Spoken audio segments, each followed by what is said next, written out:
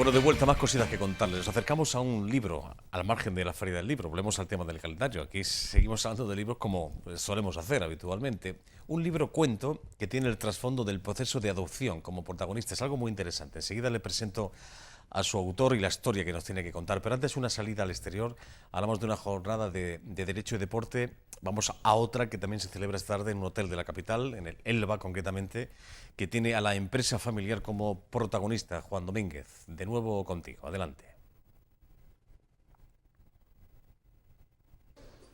Así es, Joaquín, nos hemos venido hasta las instalaciones del Hotel Elba, donde esta tarde arrancan las 7ª jornadas profesionales sobre empresa familiar y se va a impartir una conferencia que lleva por título El liderazgo en la empresa familiar.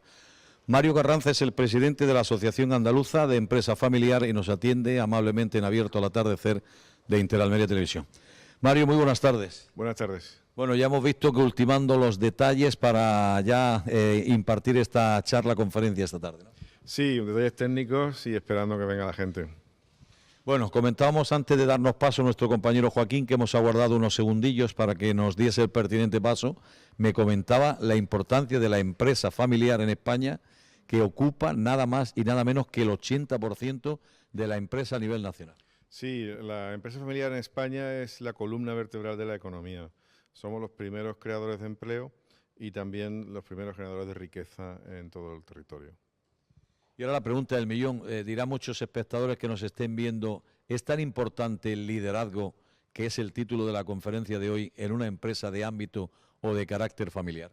Es muy importante porque la espada de Damocles de la empresa familiar, el punto de la verdad, es el relevo generacional, el traspaso del liderazgo de una generación a la siguiente. Me ponía de ejemplo el de Casa Real, que al fin y a la postre casi como una empresa, ¿no? Bueno, era off the record, pero se lo acepto porque Su Majestad el Rey Juan Carlos I ha dicho en algún congreso de empresa familiar que él también, la corona, era una empresa familiar. Sí, el actual rey, Felipe VI, ha tenido tiempo para formarse y ahora tiene la oportunidad de ejercer su propio liderazgo, su propia visión sobre la herencia de su padre, ¿no? ¿Hasta qué punto es importante ese liderazgo en esa empresa familiar? Es clave porque no cabe una organización ni una empresa sin liderazgo. El líder tiene que impartir una visión creíble e impartir confianza. Una organización, una empresa, por pequeña que sea o grande que sea, necesita un liderazgo de equipo, un liderazgo compartido, pero al final un liderazgo. Alguien tiene que tomar las decisiones. ¿Es el liderazgo el más importante cuando se produce una transición, ya por motivos de edad, de fallecimiento o cualquier otra circunstancia, y pasa ya, por ejemplo, de abuelos a padres, a nietos y demás?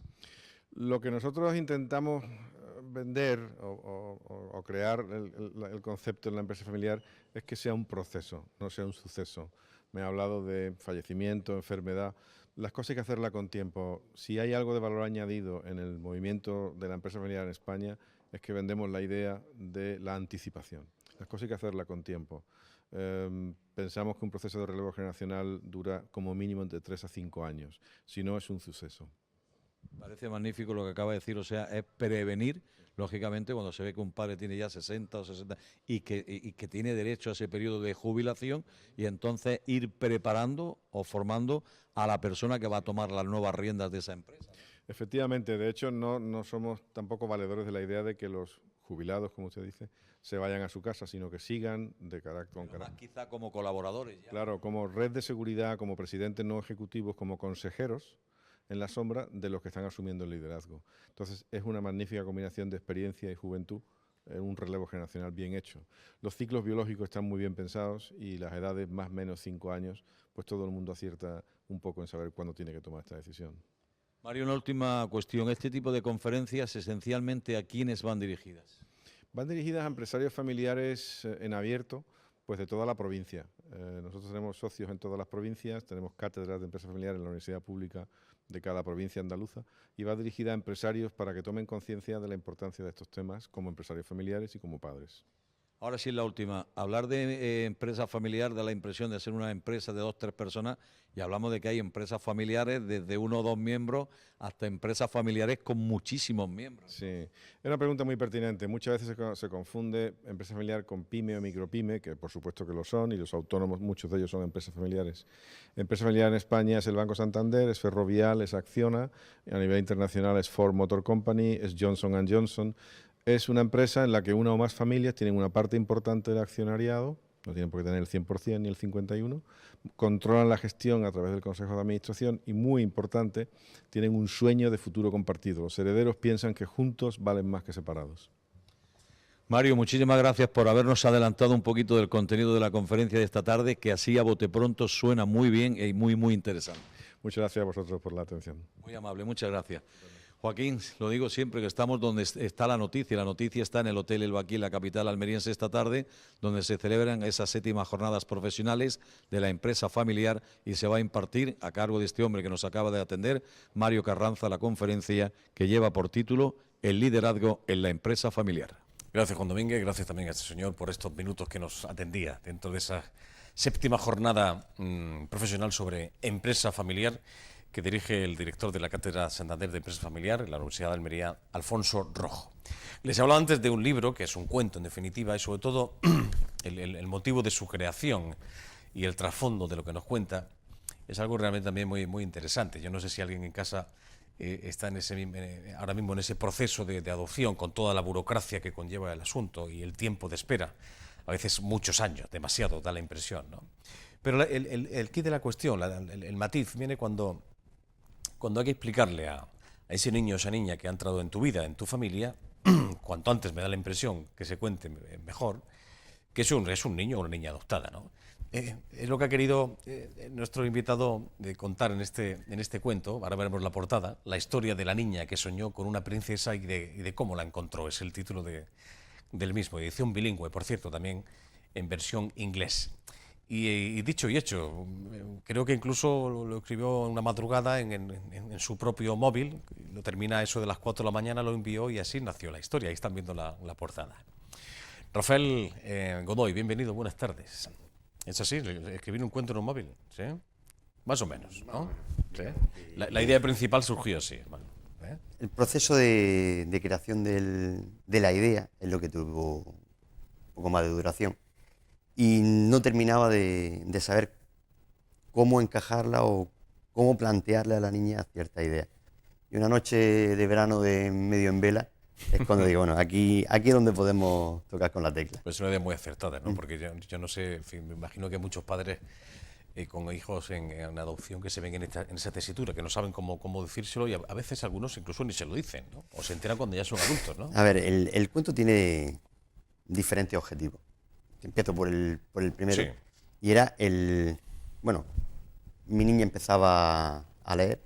Entonces, bueno, ¿cómo hacerle un cuento para que ella, que empezaba de manera muy tímida, pudiera leerlo con facilidad? Porque a veces no encuentra cuentos que se adapten a niños que con 4 años y medio, con 5 años, puedan leer, aparecen terminología a veces demasiado complicada para ellos. Entonces, bueno, la primera idea fue cómo hacemos un cuento para que la niña lo lea con facilidad y sin demasiado problema. El segundo es lo que has comentado antes de la versión en inglés. Pienso que en ocasiones creemos que el inglés no es demasiado importante. Y pienso que debemos de empezar a asumir que el inglés es muy importante. Ya lo creo. Que esto no es... Bueno, si sé inglés es un plus, y si no lo sé, pues no pasa nada, porque hablamos castellano y no hay ningún problema. Y creo que esa idea no la tenemos que quitar de en medio. Es decir, si tienes la posibilidad, como he tenido yo, de viajar mucho tiempo al extranjero, te das cuenta de que en una mesa hay 5 personas que cada uno habla un idioma y que... Pero hay uno común que es el inglés. Sin lugar a dudas. Y que si aparte del inglés eres capaz de chapurrear el italiano, de tratar de entender el portugués, cuanto más mejor. Pero evidentemente el principal es el inglés, porque es la base para que todos nos podamos entender. Y debemos inculcar a los niños. Y pensé, digo, bueno, una vez que ya lea su castellano, tiene la posibilidad de continuar con la idea de seguir leyendo en inglés. Uh-huh. Y el tercer objetivo, probablemente el más importante, bueno, la niña ya había empezado a recibir información en el colegio por parte de sus compañeros. Evidentemente ella es china, con lo cual la posibilidad de que sus compañeros la vean diferente era alta. Bueno, de preguntarle, ¿tú eres adoptada? Y ya, bueno, llegó a la casa preguntando en varias ocasiones que si ella era adoptada. Claro, al principio te sorprende porque la niña... Estamos hablando, perdona, ¿tiene cuántos años? La niña va a cumplir 6 en enero. 6 años. Vale. La niña es china. Pero bueno... Y guapísima, por cierto, hay una fotografía muy ahí guapa. contigo, muy guapa. Nosotros podemos pensar que ellos, bueno, son chinos, bueno, van a asumir el que son adoptados sin ningún problema, pero bueno, esa situación no es así. Con lo cual, al preguntar ella si soy adoptada, digo, bueno, vamos a ver cómo lo enfocamos. Y, bueno, la idea era partir del mismo título. Si te das cuenta, el título es muy largo. Sí, la pero gente, tiene la gente dice, un título tan largo, ¿por qué? tiene su razón de ser.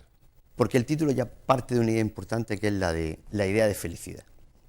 Es decir, el título desde el principio te dice que la va a encontrar.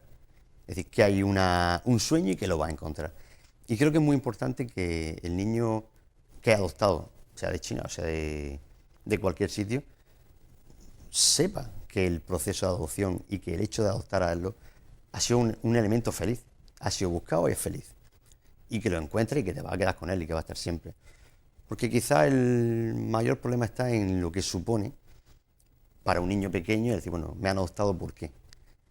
¿Qué ha pasado para que tenga que llegarse a esto? Claro. Uno puede pensar que mis padres no me quisieron y me Claro, es decir, abandonaron, ¿no? quiénes son los de antes. Entonces, creo que debemos de tratar esto desde un punto de vista alegre, positivo, y toda la idea del cuento va en eso, es decir, en que el niño pueda leer y pueda leer contento, sabiendo que hay Claro. felicidad, que hay de princesas por medio, que hay magia. La historia de la niña que soñó con una princesa y de cómo la encontró. Andrea, que es como se llama tu hija, apareció en tu vida, en vuestra vida, con 10 meses, ¿no? 10 meses. De origen chino, como está contando, y yo decía al principio que en muchas ocasiones son años de espera. En vuestro caso, en tu caso fueron 5 años. 5 años esperando esa adopción. Esto me imagino que se hace más largo de lo que realmente es, ¿no? Se hace largo. Por eso, a pesar de lo que pueda a lo mejor pensar cuando se lee el cuento no está hecho desde el punto de vista de la chica adoptada, en este caso mi hija, sino desde el punto de vista del que adopta. Porque el niño que ha adoptado es un regalo. Es decir, ese es el punto final. El proceso del que adopta es el más largo. Y está hecho desde el punto de vista de probablemente las grandes sufridoras de todo esto, que son las madres.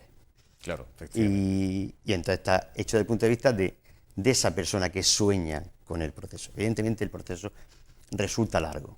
En nuestro caso fue 5 años, pero bueno, en China, que es el caso que más conozco, es un proceso de lista, en el cual, bueno... Lista de espera. Lista de espera, es decir, hay niñas y hay adoptantes, bueno, pues cuando te toca, te toca.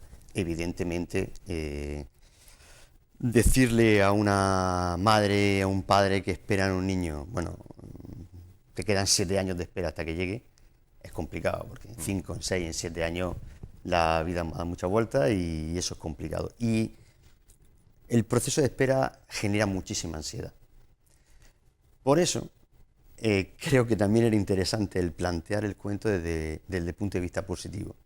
Es que después de toda esa espera, que el padre adoptante recuerde que a pesar de tanto tiempo, el proceso es bonito, el proceso es alegre, el proceso es feliz, y llega allí porque llega un regalo que el de la niña. El mensaje sería quizá para alguien que esté en casa, que te esté escuchando y que esté en esa lista de espera, es quitarle dramatismo y sobre todo hacerlo con naturalidad cuando hay que explicar a la persona, al niño o a la niña que es adoptado, ¿no? Porque se han dado muchos casos que, en fin, han ido creciendo, se han hecho personas adultas y al cabo de muchos años se han enterado por alguien, ¿no? Por aquello del parecido. Oye, no te pareces mucho a tu padre o a tu madre, ¿no?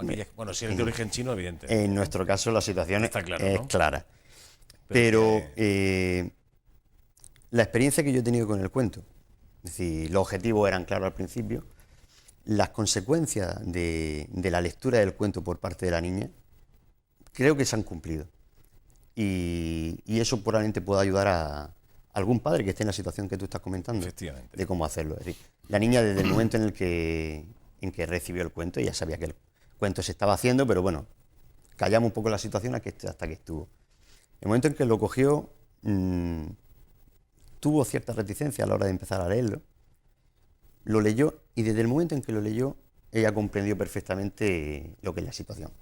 Desde que tiene el libro hasta ahora, la niña habla perfectamente de que ella es china, de que ella es adoptada, de que papá y mamá vinieron a China a recogerme, y lo ve con mucha naturalidad, incluso a la hora de enfrentarse con compañeros de clase que se lo dicen.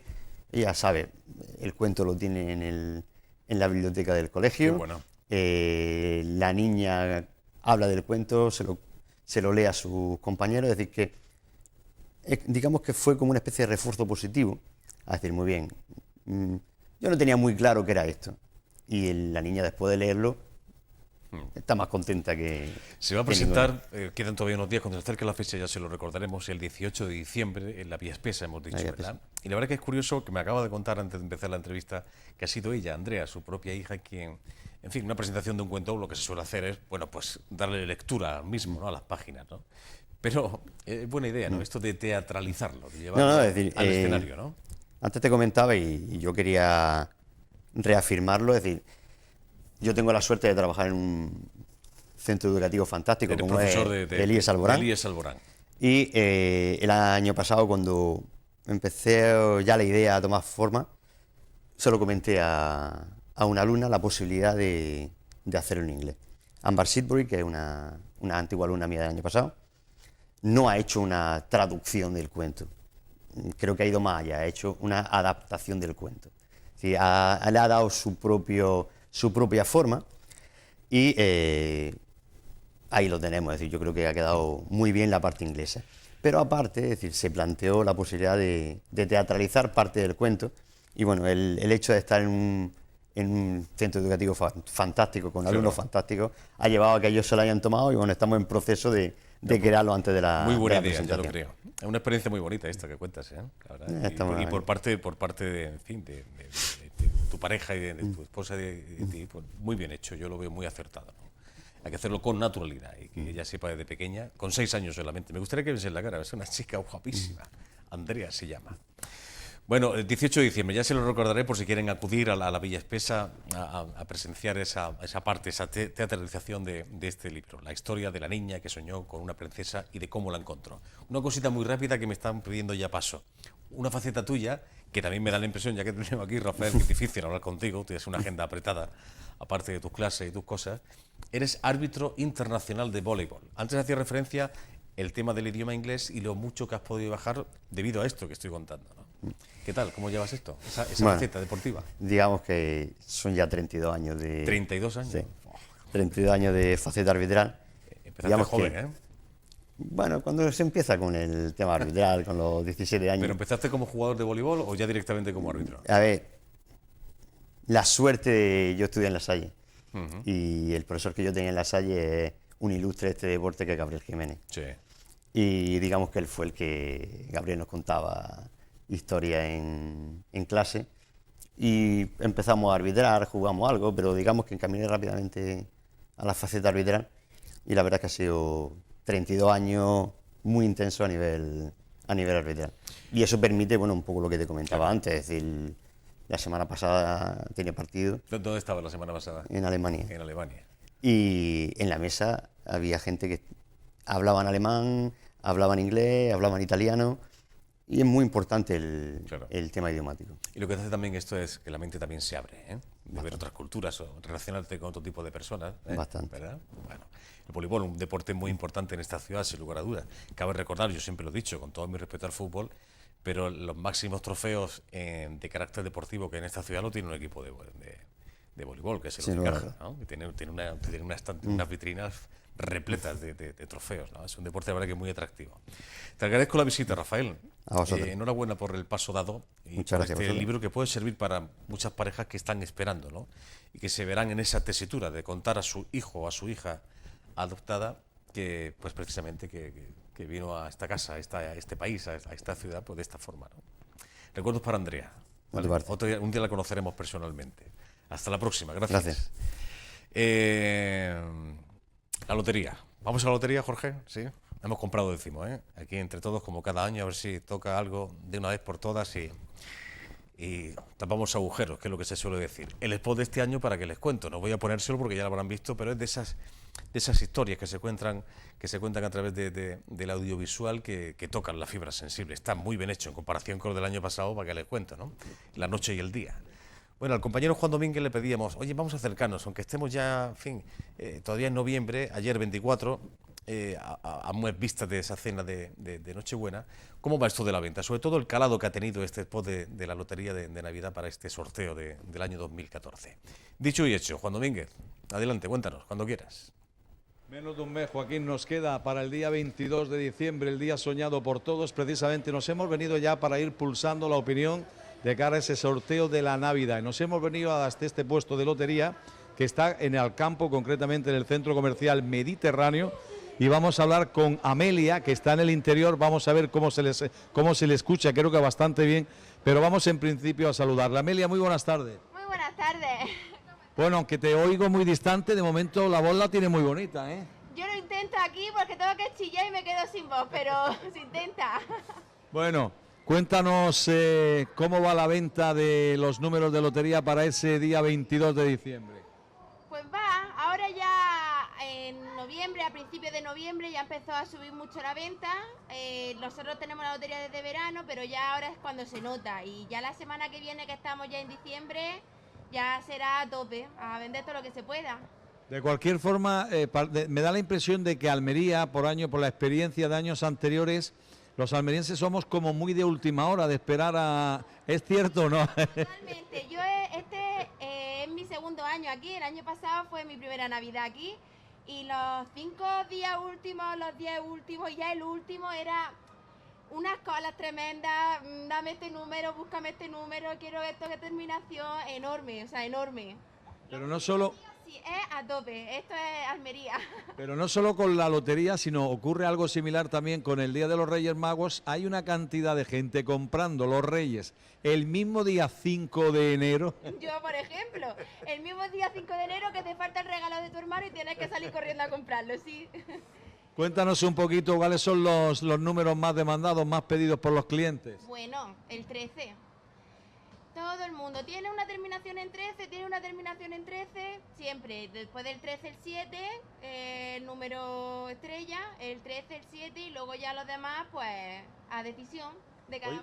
Oye, me creía yo que la gente por cierta superstición no solía pedir, porque se entiende que es como el número de la mala suerte y sin embargo, en el aspecto de los números de la lotería es el más demandado, el número 13. El número 13, pero te lo piden ya por décimo, por máquina, porque también se pueden sacar los números por máquina, el número que quieran.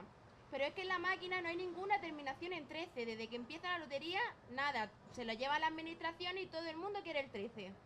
No se sabe por qué, ya ves que todos entran en el bote, todos son números, pero el 13 es el número estrella.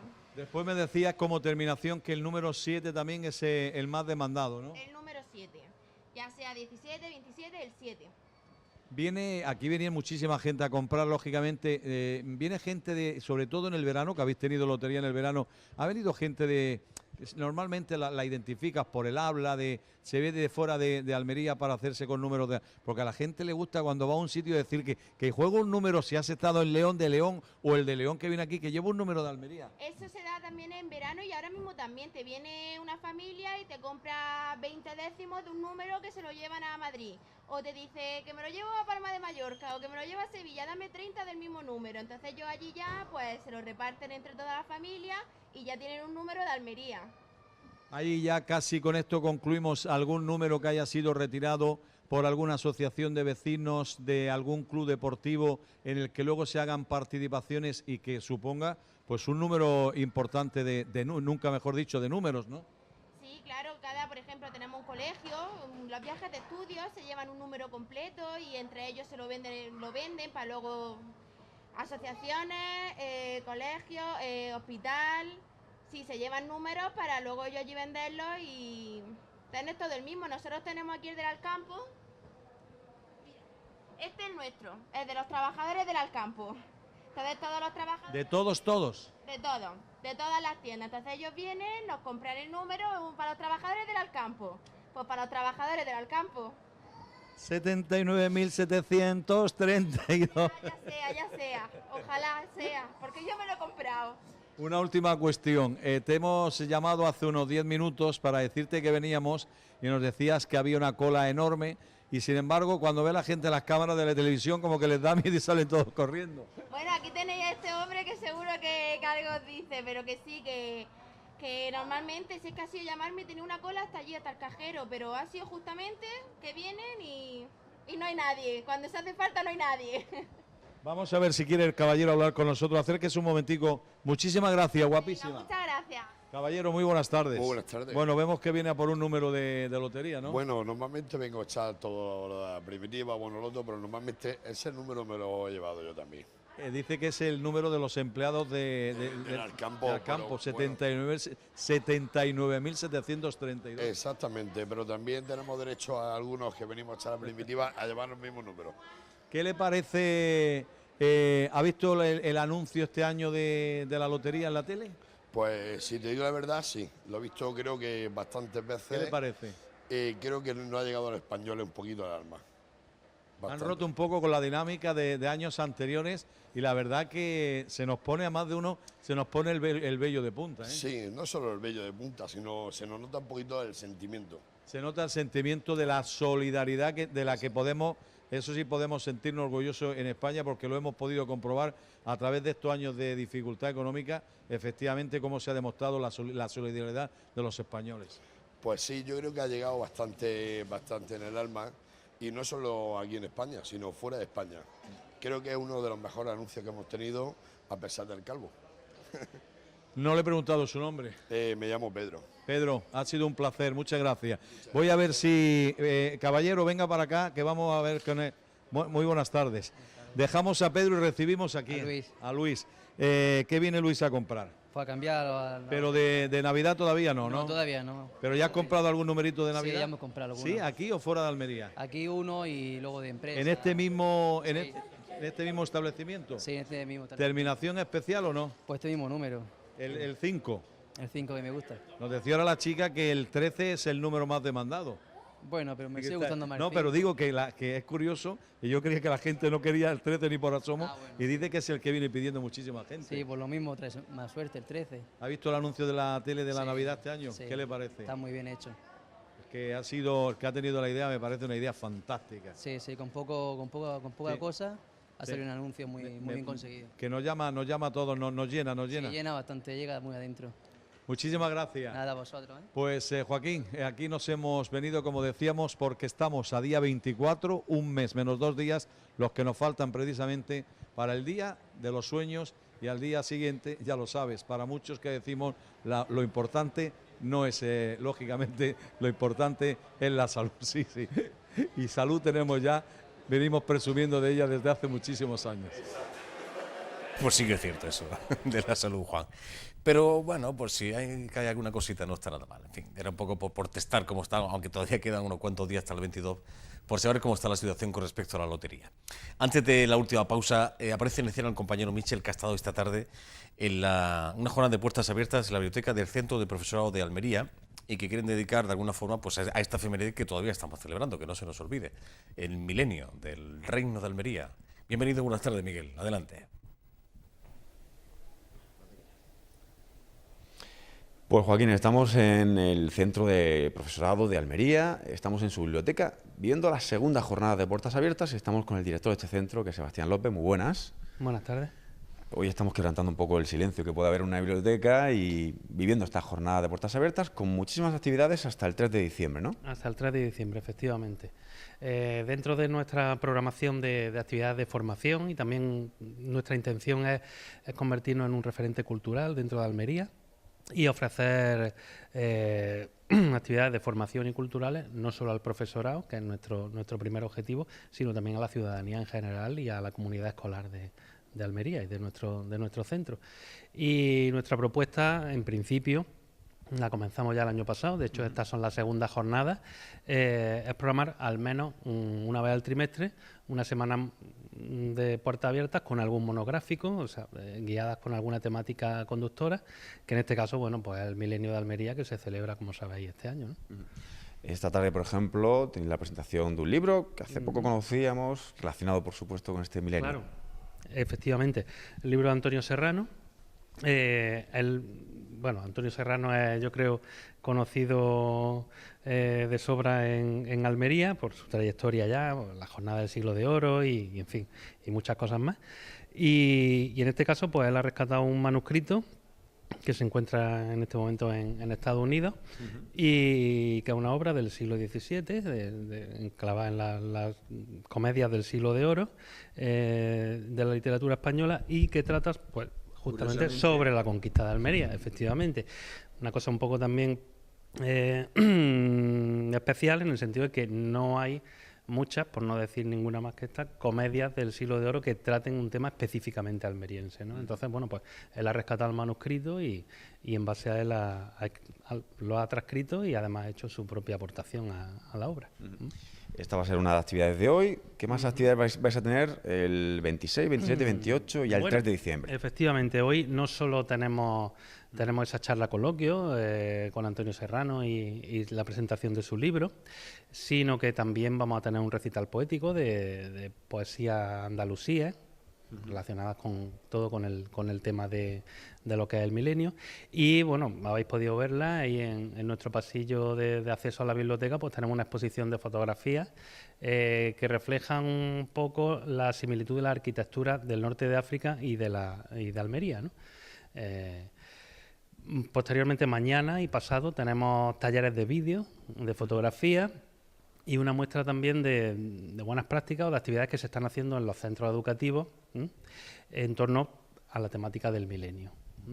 Porque claro, esto es muy importante, que aparte de que se hagan libros, se hagan charlas para todos, desde los más pequeñitos, que se inculque, ¿no?, este milenio y que hay una raíz importante de historia entre nosotros. Efectivamente, la intención del Centro del Profesorado y con esta jornada de puertas abiertas es apoyar esa labor que se hace desde todos los centros de hacer que los escolares y los alumnos almerienses pues conozcan más de la cultura y de su contexto histórico y social que le conforma, ¿no? Hace poco asistíamos también a una charla que daban a maestros y a profesores para eso mismo, ¿no?, para darle ciertas pautas, para intentar inculcar ciertos conocimientos tan importantes como la taifa de Almería, ¿no? Este reino. Es fundamental que el alumnado almeriense pues conozca su cultura y su historia. Y nosotros intentamos poner nuestro granito de arena con estas jornadas escolares pues para que así sea, claro. Bueno, esta biblioteca, que vuestro objetivo es abrirla, ¿no?, a toda la comunidad. Sí, por supuesto. Uno de nuestros objetivos en la biblioteca es que no solo sea un servicio ofrecido al profesorado, que por supuesto es nuestro primer objetivo, obviamente, pero ir más allá y bueno, las bibliotecas deben ser públicas por naturaleza, o sea, el conocimiento debe ser compartido y todo el mundo tiene que tener acceso a él de una manera libre. Entonces, nuestra intención es con el tiempo pues ir consiguiendo que esta biblioteca sea cada vez más una biblioteca no del centro del profesorado, sino de Almería en su conjunto y que la ciudadanía pues pueda acceder a ella con la mayor libertad posible. Bueno, muchísimas gracias y esperemos que vaya todo muy bien. Muchas gracias. Que disfrutéis y aprovecho pues para invitar a toda la comunidad escolar del Centro del Profesorado de Almería y de Almería Capital y también de la provincia, por supuesto, pues para que en estas jornadas de puertas abiertas pues se acerquen a nosotros, nos conozcan y vean las actividades que hacemos y lo que ponemos a su disposición. ¿Vale? Muchas gracias. A vosotros. Bueno, Joaquín, pues ya sabes, este Centro de Profesorado de Almería, que está aquí cerquita al lado de la Delegación de Educación y que hoy abre sus puertas como lo va a hacer muchas veces más. Gracias por atendernos estos minutos, que vaya bien. Bueno, la última de las pausas, enseguida estamos de vuelta en la recta final del programa y un último invitado que les paso a presentar en breves instantes. Hasta ahora mismo.